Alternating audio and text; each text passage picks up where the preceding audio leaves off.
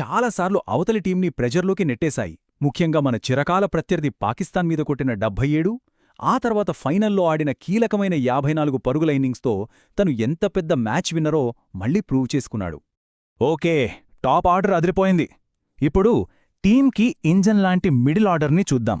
మ్యాచ్లను గెలిపించే స్టెబిలిటీ, ఆ finishing power అంతా ఇక్కడే ఉంటుంది. మరి ఇంత స్ట్రాంగ్ టీంకి కెప్టెన్ ఎవరు? South Africa star Aiden Markram.